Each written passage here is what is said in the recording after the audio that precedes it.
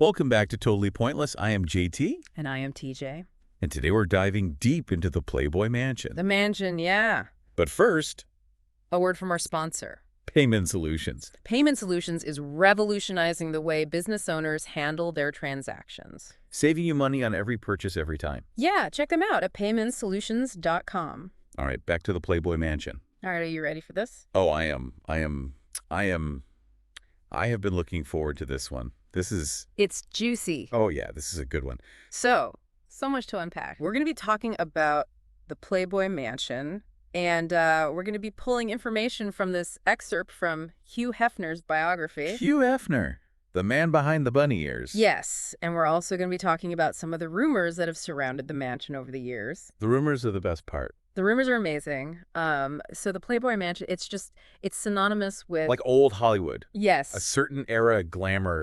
Excess, yeah. And it's so interesting how the mansion itself became almost as iconic as like the Playboy bunny logo. Right. Yeah, absolutely. And with a place like that, I mean, steeped in so much history and lore. Mystery. There are bound to be rumors. Oh, so many. Oh, yeah. There are rumors of like hidden rooms. Oh, yeah. Crazy celebrity parties, and of course the tunnels. The tunnels. We had to talk about the tunnels. Underground tunnels connecting the mansion to like... to other celebrities' houses. Yes. Yeah. Jack Nicholson, Warren Beatty. It's crazy. It is crazy. But before we get into all of that, let's actually talk about Hugh Hefner himself. The man, the myth, the legend. Right, because, you know, the mansion is really an extension of him and his personality.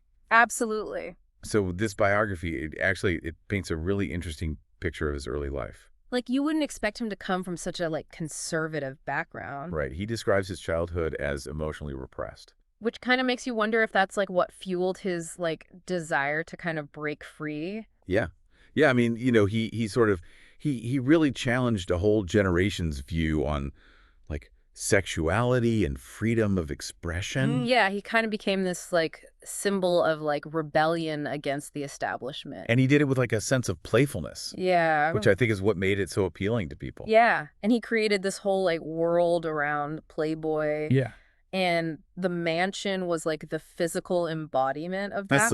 It was like a stage. Yeah. For his vision. It was a stage, and it was extravagant. Oh, yeah. 22,000 square feet. It had a grotto, a game house, even a zoo at one point. I mean, come on. A zoo. That's wild. It's crazy. And of course, it became a magnet for celebrities. Everyone who was anyone wanted to be there. I mean, you name it, they could probably party there at some point. Frank Sinatra, Elvis Presley. It's like the ultimate you had to be there experience. You had to be there. But even with all the stories and the glimpses that we get, it's still so much we don't know. Right. And that's part of what makes it so fascinating. It's that mystery that keeps us coming back for more. Right, and then you've got those rumors about the underground tunnels connecting the mansion to the homes of other Hollywood elite. Yeah. Like Jack Nicholson and Warren Beatty. It's like straight out of a spy movie. It's crazy. Like, imagine these secret passageways. I know, right? Allowing stars to, like, slip in and out of parties unnoticed. It just fuels the imagination. It does, but there's no proof. No, there's no concrete evidence to support these claims. It's just fun to think about. But I think it really speaks to our fascination with, like... the hidden lives of the rich and famous? Exactly. And what goes on behind closed doors.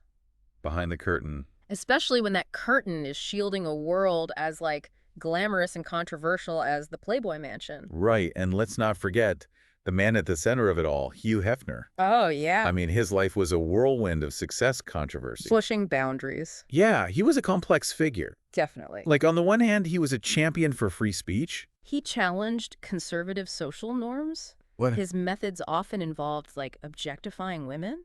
Yeah, it's a legacy that's really hard to neatly categorize. It really is. I mean, he lived in a different time. He did. And, you know, while some of his actions might seem out of step with modern sensibilities, sure, you can't deny the impact he had on our culture. He did. I mean, Playboy, under his leadership, forced conversations about sexuality and personal freedom. That were previously taboo.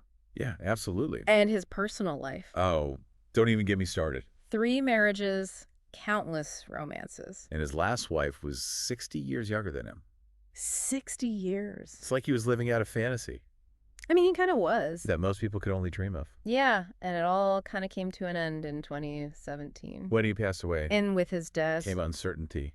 What would happen to Playboy? Right, what would become of this empire that he built? Yeah, that's a question that we're still trying to figure out And that's actually what we're going to be exploring in the next part of our deep dive. in part 2. We're going to look at the challenges that the brand has faced in the years since Hefner's passing. And how it's trying to navigate a cultural landscape that's vastly different from the one that he dominated. It's a fascinating story of evolution, adaptation, and the struggle to remain relevant. In a world that's constantly changing. So stay tuned for part 2, where we delve into the next chapter of the Playboy legacy. Can't wait. Neither. Welcome back to our deep dive into the world of the Playboy Mansion. We left off talking about Hefner's pretty incredible life. Yeah, his passing and what that meant for Playboy. But before we jump into that, I think we need to talk a little bit more about the parties. Oh, the parties. Because that was like a huge part of the mansion's allure. Like, what made those parties so special? Well, they weren't your typical Hollywood gatherings. So not just like a red carpet. No. These were like themed extravaganzas, costume parties that really pushed boundaries. I read somewhere that Hefner had a staff of seamstresses on hand, like, Oh my God. to repair any wardrobe malfunctions. That is a detail that really paints a picture It does. of what was going on there. The anything goes vibe. Right. It's like Hefner wanted to create a space where fantasy and reality blurred. He did. And anything was possible. It's fascinating. It is. This idea of crafting an environment where societal norms could be temporarily suspended. Right. But even in this curated world, there were glimpses of Hefner's desire to exert control. You're talking about the LAPD raid in 1975. Exactly. It's hard to imagine the police descending upon this haven of hedonism. I know, right? What triggered the raid? Well, it was conducted on suspicion of drug trafficking. Oh, wow. But ultimately, no major charges were filed against Hefner. So he got away with it. Pretty much. Seems like he had a knack for walking that fine line He did, yeah. between pushing boundaries and staying just within the limits of the law. A master of image manipulation. That's for sure. And the mansion itself played a crucial role in cultivating that image. Right, it became the symbol of aspiration, a place where people could project their fantasies. Their desires. It's interesting, though, how the mansion's allure has endured. Even after Hefner's death. Yeah, and the sale of the property. It's still mythical. It is. It's like this cultural touchstone. That's true, even in its current state. You know, under new ownership, undergoing renovations. It still evokes a sense of mystery. Intrigue. The stories, the rumors, the larger-than-life persona of Hefner himself. It all adds to the fascination. And while the parties may be over, And the bunnies no longer hop through the halls. the legacy of the Playboy Mansion continues to spark conversations. About freedom, sexuality. And the ever-evolving definition of what it means to live a good life. Exactly. And as we move into part 3 of our deep dive, Yes. we'll shift our focus to the Playboy brand itself. Okay. And explore how it's navigating the challenges of staying relevant in a world that's vastly different from the one Hefner built his empire in. It's a story of adaptation, reinvention, and the struggle to reconcile a controversial past. With a future that's still being written. Stay tuned, because things are about to get really interesting. Okay, so we're back. Back for the final round. Yes, the final part of our deep dive into the Playboy Mansion. And the legacy of Playboy. Right, we've talked about the mansion itself, Yeah. the parties, the rumors. Hefner's life. But now we need to talk about what happened after Hefner. That's his death. What happened to the brand? Yeah, because it's a totally different world now Right. than it was when he launched Playboy back in the 50s. I mean, societal norms have shifted. Technology has changed everything. Yeah. And frankly, that whole image of the bunny ears and Playmates feels, A little outdated. yeah, a little out of touch. It's a challenge for a lot of legacy brands. Right. How do you stay relevant? Yeah, how do you evolve but still hold on to? Your identity. Yeah. So what's Playboy doing? What's the plan? How are they trying to bridge that gap? Well, they've made some changes. Like what? Like in 2016, they stopped publishing nude photos in the magazine. Wow. Yeah. That's a big deal. It was a big deal. I mean, that's like their whole thing. I know, right? But why'd they do that? Well, I think there were a few reasons. Okay. I mean, for one thing, the internet had already made nudity readily accessible. Right. So the magazine wasn't really pushing any boundaries anymore. Yeah. It's hard to be shocking when everyone has a smartphone. Exactly. So it's like they were trying to shed that image and appeal to... A more progressive audience? Yeah. I think, so they were aiming for a more sophisticated approach. Okay. Focusing on articles, interviews, fashion spreads. More like a lifestyle magazine. Yeah, exactly. And they've also been really pushing into the digital realm, Yeah, big time. creating new content. For a wider audience. So it's a pretty significant shift. It is. But has it been successful? I mean, it's hard to say. Okay. Some people love the changes. Okay. Yeah, some people hate them. Right. They see it as a betrayal of the brand.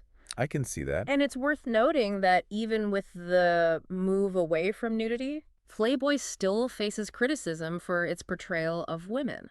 It's a reminder that cultural change takes time, It does. even if a brand tries to adapt. Its past can still linger. Yeah. And that brings us to Cooper Hefner. Hugh Hefner's son. Right. He's emerged as a potential savior of the brand. So what's his vision?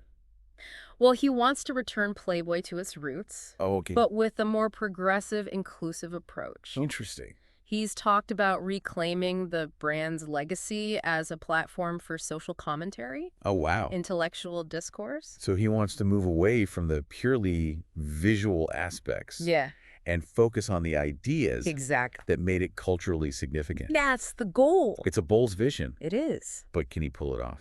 I don't know. It's a tough challenge, It is. but it's fascinating to watch. It is a case study in how legacy brands try to adapt. To a changing world. Exactly. Well, I think we've covered a lot of ground today, We have. from the mansion itself to the evolution of the Playboy brand. It's been a wild ride. It has, and I think it's clear that Playboy has left an undeniable mark.